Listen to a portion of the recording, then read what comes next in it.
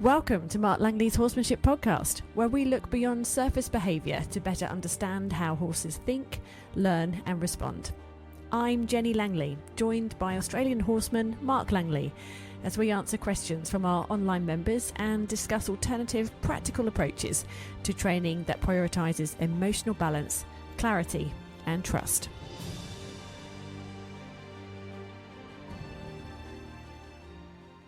Mark, I've got a question today, which is from someone over in Western Australia, from Les, and it is about young horses' foals. And we just thought that we would just do a podcast just on this one topic. It's probably just going to be a very short podcast, just to let people know about your thoughts and a little bit more insight into what is actually involved. It is about imprinting on horses. Les would like to know, more about it. He's read about imprinting. He'd like to ask you what you think. Is it worthwhile and have you tried it? So, Mark, first of all, what is imprinting? Can you give us an overhaul, please? The way I understand foal imprinting is when they're first born, you pretty well go in and you touch them all over, you feel on them, you pick them up, you hold them till they stop wriggling and stuff like that. Yeah, you put your hands everywhere all over the foal, so they're used to that sort of human touch and, just imprinted by the feel and the smell of a person. And yeah, it's a bit of controversy around the imprinting, sort of because you basically kind of could be flooding them, I suppose, if you were sort of imprinting them and touching them all over and, just getting them, not to struggle, fight or anything like that. Okay, let's come to that in a moment. So this is when the foal is very first born. Is that right? Yeah, when they're very first born, like when they're very new on the ground. Yeah. So I think some people do it even before they get up and walk around. There's a key to the timing. I think it's got to be done in the first few hours. And if there's something about the brain in that foal in that moment that is quite open to new experiences, and that's why this is the moment to do it. Yeah, I like anything that first newborn sort of experience. You're putting something in their brain of a feel of that. This is humans around me, and maybe that's going to be okay in my and that's natural. My life. Yeah, it's like when you see a foal getting. Yeah, familiarity. So like when you see a foal born, they start to walk. If you were a human and they saw you walk away, they'd just go mum, mum, mum, and they'd follow you like is that my mum? Like if they couldn't see the mum there, or it's to them it's like an association. That's something. So there's no fear in them. They're just pretty well born on the ground and everything's new. If you're involved in that experience, then there's obviously that association, and then in the long term, I guess people are having that feeling of safety. Okay. So that's what imprinting kind of is about. How do people actually go about doing it? Well, they do a lot of touching all over, putting your hand in the nostrils all around, all over. As I say, picking up, cuddling, and instead of wriggling, they'll hold till there's the foal sort of stops wriggling, I suppose, and stops what they would see as fighting, and they kind of, I guess, somewhat could submit to that when they do the cuddle around them. But it's basically, getting your hands all over them, so you've kind of pretty well handled them and got them used to the fact that you can touch them all over, and there's no kind of flight response. They just get used to it. During that initial stage when they're on the ground, when they've first been born, it's not something you have to repeat doing for the first few weeks of their life? Well, I guess the imprinting side is just, I guess the idea of it is going into that stage and doing it at that stage, when they're young. So you've kind of done it, and it's done. If you choose to keep doing it, is there a need to do it or not? If you keep doing it, are they familiar enough to not need to do it? Because every day you go out and see the mum, they're going to be fairly familiar. And if you want to continue touching the foal and doing stuff with it every single day, then you can do that. But I think the imprinting sort of, is that moment when they're first born that you go out and you do all that stuff with them. If you choose to imprint them every day, it's a choice thing. Maybe to get more done, but really the idea of imprinting is when they're first born, you go out and do it. For that familiar. Does that mean that perhaps if you don't touch the foal, then let's go on the flip side of that, when they're sort of a little bit further down the track, 6 months old or so, do they remember that imprinting? Or even older than that, does it mean that it's easier to pick up their feet because you've already touched their feet? Is there sort of a direct link with it? Yeah, that's the people who do it. That's what they say. I've never really done it in the sense of, there's foals being born on the ground, and we've got a sniff and a touch. But by the time I've mucked around with them, they're already sort of up, and they're sort of still young and curious, and they come up and sniff and stuff like that. And the imprinting is done, usually before all that starts to happen. They're still thinking, but they're still kind of getting their feet, I suppose. Whereas when I've handled them, or got them to sort of sniff me, is when they're a little bit mobile and making decisions, and they're already sort of finding mum and stuff like that. Okay, so you don't do imprinting, but do you see a problem with it? Is there what's the negative side to potentially imprinting? Well, the negative side, especially like the picking up and the cuddling. I was talking about today with some people, is like if you pick up a young foal and you cuddle it, it can sort of just stop wriggling and fighting and just get sort of submissive, like some people would sort of hold a pup down until they stop wriggling. And I'm not going to go into the canines versus the horses, but in the sense of horses, like if you sort of were to do all this stuff with them till they're just kind of placid, as in placid and not doing anything, you can actually dull them to the idea of making choices to that, handling and feel and stuff like that. So it can be a way of desensitizing them when they're young that can dull them, and in some respects can start to get them to shut down or just sort of shut out to certain things, especially if you pick them up and you hold them in like a bit of a hug and they wriggle.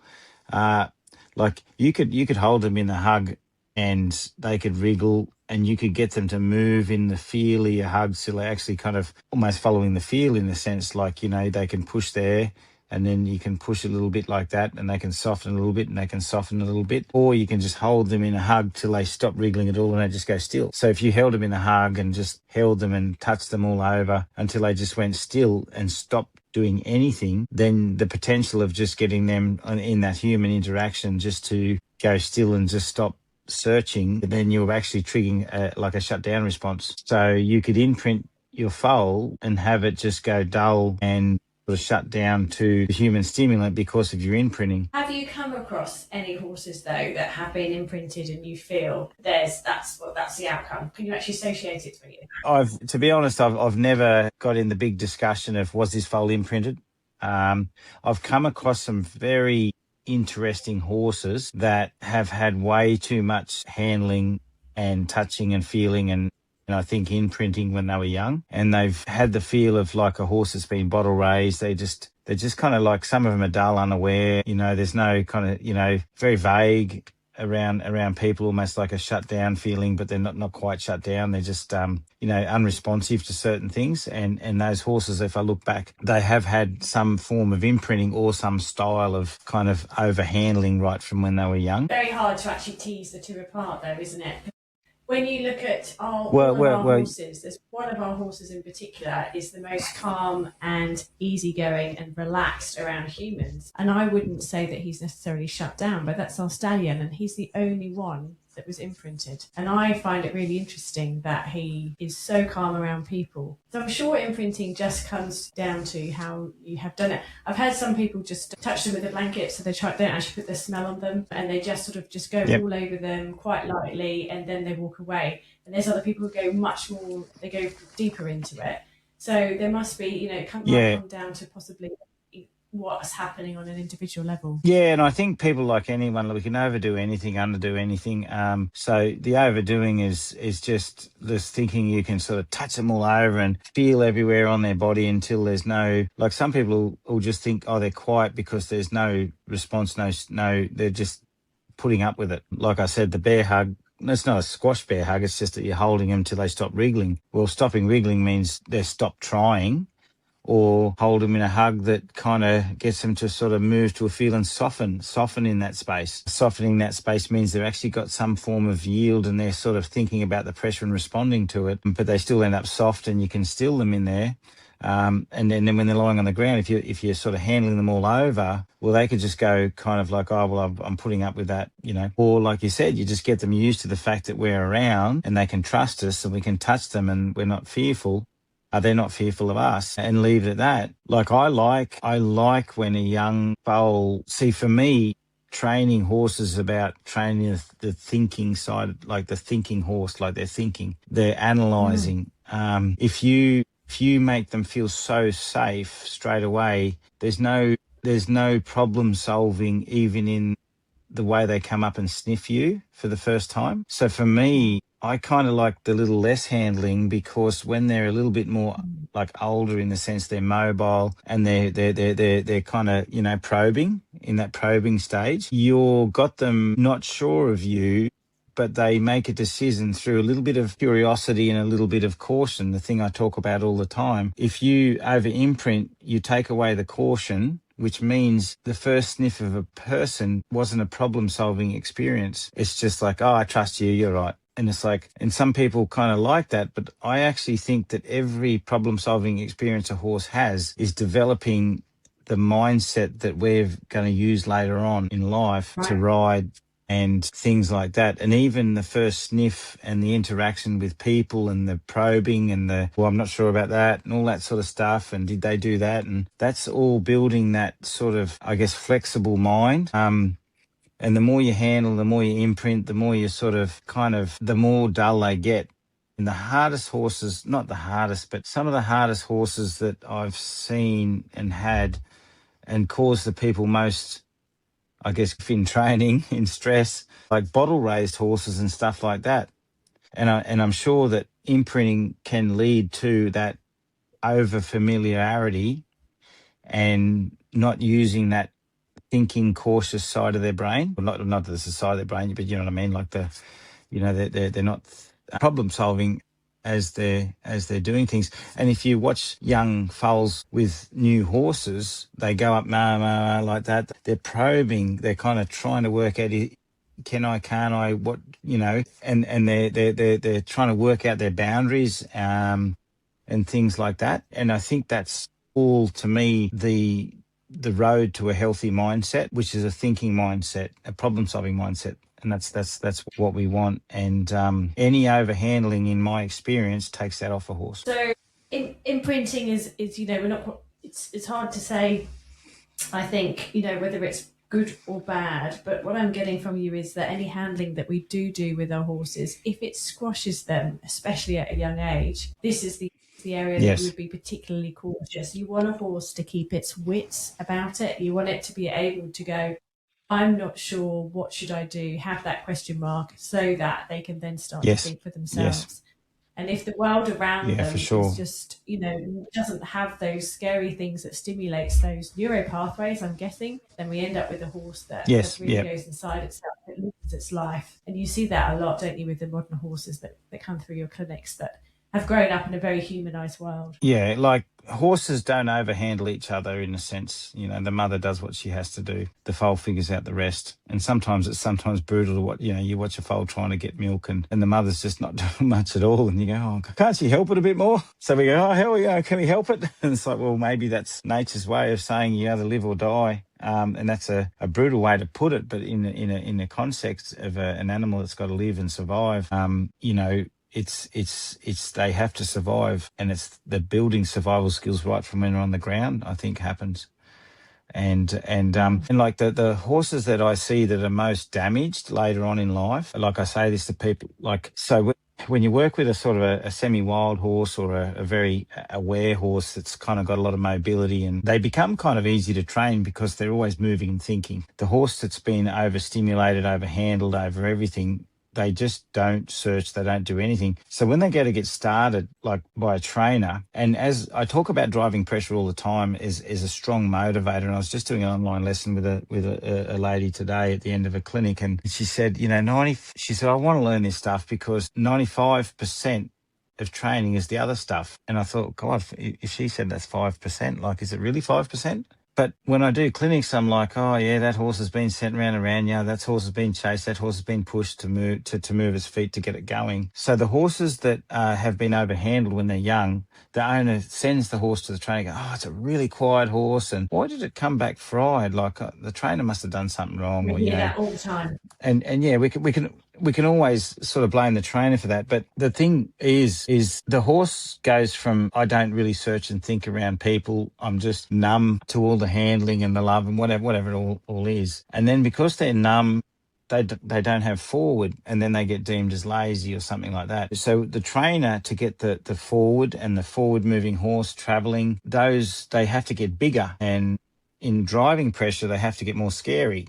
So then all of a sudden, the horse that was already mobile, the trainer just had to work it to come down and find that sort of soft space where it can travel softly. The horse that was immobile and overhandled, it had the bejesus chased out of it with a flag till it was terrified and go, where'd this all come from? You know, what happened? You know, so suddenly they get taken from this numb lounge room of just going from the toilet to the fridge to the couch to like, I've just been teleported to some war-torn country. And then after that 5 weeks in a war-torn country, they come back kind of fried because it was such a big gap between, just living life and getting poked in the ear by people and to being chased around and pushed and having to think and problem solve and all this sort of stuff. So then they end up just either shutting down completely or getting very aggressive because they're so comfortable with people, like people are another horse. They start getting aggressive because they don't like getting pushed by these people, so they retaliate and start to defend themselves and become very aggressive around people. And then they go back to the owner, and every time the owner looks like it wants to guide the horse, it becomes like a conflict. So they've got this aggressive horse that comes home. So the complications in overhandling and undereducating when they're young is very high. So to me, if you don't imprint, you're educating a horse right from the start, not handling it. Let's just paint a picture of a horse, a little foal, then one that is curious about people and one that has had a lot of familiarity with people. A whole foal that's not quite sure about people will stand close to you within its comfort zone and stretch out its neck and then its nose, and it'll be light on its feet, ready to go. If it's not sure that this is safe, it'll run. And then you get the little foal that is quite comfortable with you, that will actually push into you, probably try and eat your hat, lift its foot up onto your leg, do all those sorts of things. Now that's kind of cute when it's a foal, not so cute when it's a big, strong horse. But that's the difference, isn't it? And that's the difference between a horse that's light and easy to train and one that needs that extra pressure to move, because it's really not aware of space and all those things that you were talking about. So that's really interesting that then that sets it up to have a tough time potentially at a trainer, and also especially when that trainer is 95% likely to be using techniques that require all that pressure rather than let's think and search, which is what you do. And even if I took on the horse and I try and get a horse to search and think, I still have to tap into that horse's anxiety and wake the anxiety up to create the awareness and the caution the horse needs to truly learn. The softness doesn't come through just curiosity, it comes through that element of caution, because caution is how the horses kind of process problems. Otherwise everything's rose-coloured glasses and I'm curious. You can't just train on curiosity. But you've never had a problem opening a horse up though. So then that goes back to, well, no. I've had clinics where I've had to work really hard, and I was just a lady at this particular clinic. She had her other horse called Fridge at a clinic last time here. And she said the first day it kind of was interesting to watch because it wasn't nice to watch because it was pressure. But she said, I guess at the trainer, that horse got lunged every single day away from pressure until it was so shut down that when I had to probe it, I had to add a bit more pressure, but the pressure was dedicated to awareness, not just moving away from pressure. So, but to break through the amount of pressure that horse had been under to shut it down, I had to do something kind of above that, but more directed to what I wanted to get the horse to soften. But the flip side of it was by the last day, the horse was happy and soft, not sad and dull. But for the untrained eye, they said, you're using pressure to train the horse. No, I was using pressure to break through the resilience to pressure that horse had for all the pressure it's been under that didn't make sense because it was dulled through pressure. And that's the hardest thing in my job is I'm trying to advocate a healthy-minded, soft horse, yet I can't just click a train them out of trouble. You know, we get race horses that have food aggression, and then we're going to use food to make them happy again. Well, they've got food aggression because the only good place in their life was eating, and because they didn't know how to problem solve all these other problems and stress in their life, and we want to give them a treat to train them, well, we're just going to sort of light a fire that we might be able to put out. So we have to be very careful. I have a very interesting story, which if anyone wants to hear it. It was my last trip to America, and really lovely couple who hosted me. I'm going back there this year at Tennessee, and she picked me up from the airport. And this is kind of like an imprinting story, but whether the foal was imprinted or not, I'm not sure. But it was the whole story of breeding a nice foal, but not having the environment to teach it to be a cautious horse that knows boundaries. And she picked me up from the airport and she said, "Mark, you're going to change my life." And I'm like, if that's not a, gee, really? I'm just here to help with some horse stuff. No pressure.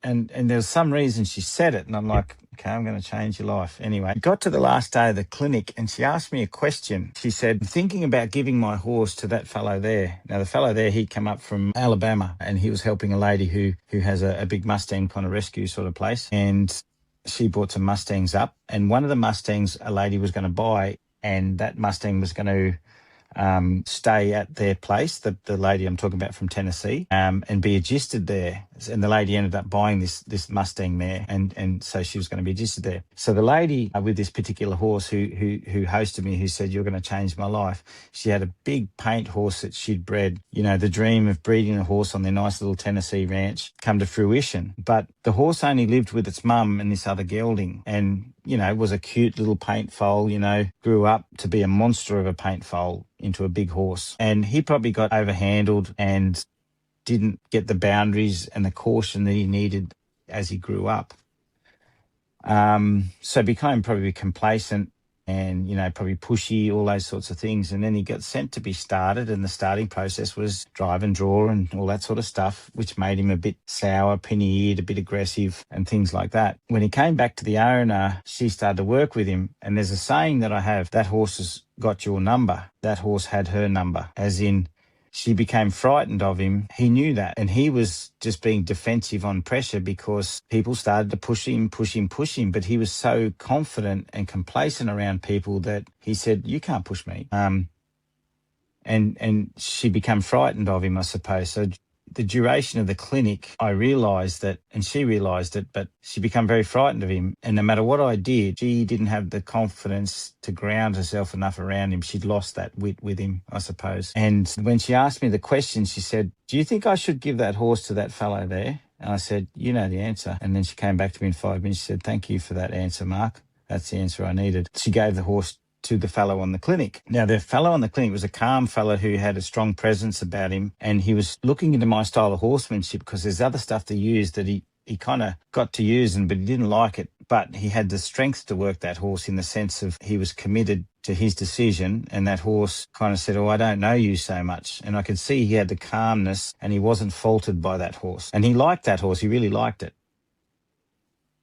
So he took that horse home. So as a clinician, that sounds like a terrible story because I'm like, well, she did a clinic with me and gave a horse away because he couldn't work with it. But the reality is I could work with the horse, that other fella could work with the horse, but that horse would wore her down and she was frightened. And I just had the feeling if I wasn't there, it just would have all turned bad again. But the really good side of the story is she had her other horse, and her other horse was a horse that had been Western trained, had scar tissue up its side from spurs, was a really fractured but very gentle, nice horse. So she put her effort into that horse and made some really amazing changes at the clinic. That horse really got soft and trusted pressure again and got loose to ride. And when that paint horse left and that Mustang mare arrived and went out in the paddock, that horse went, "Thank God that paint horse has left," because that paint horse had that horse's number too. And he was living... So the bay horse was living a traumaed existence with his mate in the paddock who wasn't really his mate. He was just like a narcissist horse that kept poking him and pushing him and, things like that. And when that the Mustang mare arrived, he had a real horse that grew up in a real herd that had an understanding of boundaries and body language and all the things that horse learned in the herd. So he had like a best friend just suddenly arrived that he went, "Oh, I can relax with you. I can rest with you. I'm not always stressed around you all the time." And that was the flip side of the story that made me happy about the whole experience, because the poor traumatized horse suddenly had a lease of life with an owner who could help him and a horse that was his friend that he could actually relax in this paddock again without this kind of horse, with this other kind of, I guess, horse that grew up without the understanding of how to be a horse and then just became like a I guess I use the word narcissist because I guess without all those kind of things that they learn from caution, curiosity, bouncing off real boundaries and learning body language. So the whole thing was, so that's just one story of a horse that's grown up with overhandling and under education, and these little herds and these little environments that we bring young horses up in are not bringing them up to be horses with a true horse personality sometimes.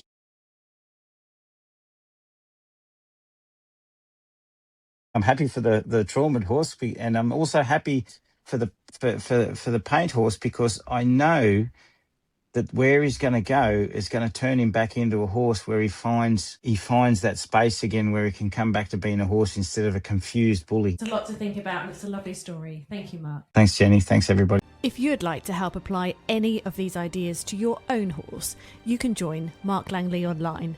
The membership gives you access to Mark's full training library, detailed step-by-step exercises and regular Q&A support to help you better understand your horse's behaviour, training and emotional responses. It's designed to give people more practical, thoughtful solutions that help horses learn with confidence, softness and understanding. To find out more, head to marklangley.com.au and click join.